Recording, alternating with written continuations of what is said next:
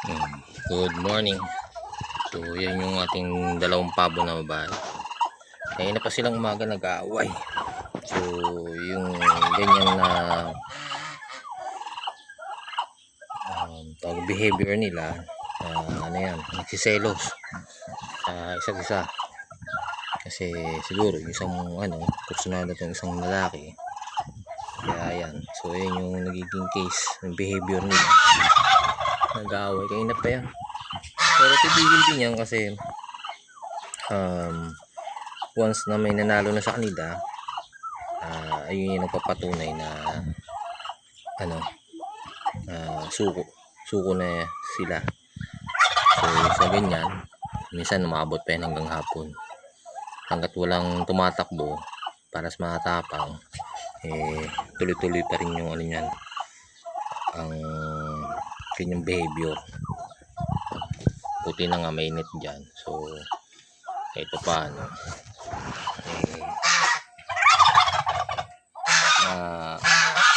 kakaroon ng harang. Pero kung dati lang yan, baka pati itong dalawang lalaki nag-awa na rin. So ganyan talaga yung usually behavior ng mga babae.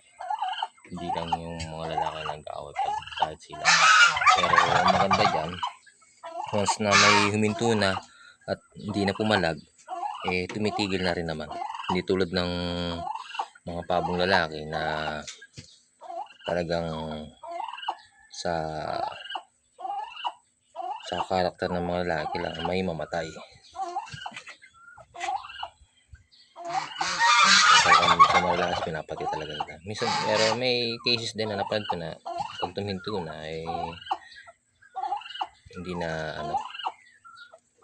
na magtutuloy-tuloy pa yung labanan. Pero usually may namamatay based on my experience. Kasi nakailang mga new breeder tayo na gagawing pabo. Pero nangyari, namamatay. Ayaw naman sila.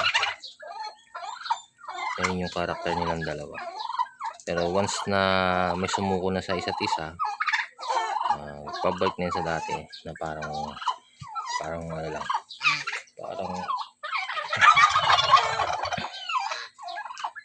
nakalimutan na nila na nag-aaway sila. So ganyan talaga. So ayan, yun ang umaga nag-aaway na yan. Nakasabit na nga yung tuka ng isang pabo natin. So gusto tayo para kasi baka maipit sa isang net kasi mas malipis yung nun.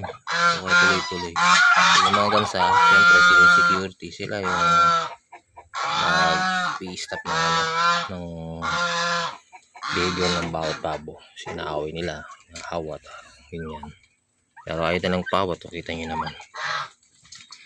So ganyan yung mga sitwasyon pag nag-aalaga ng pabo, lalo na yung pag malapit na rin na sila magpasampa. So ganyan, may jealousy. Yan yung behavior ng mga breeder na inahing pabo. So ayun lang, awatin natin. Wala tayong mga gawin, babalik lang din yan hanggat walang sumusuko. Yung turo naman yan. So don't forget to like, share, and subscribe.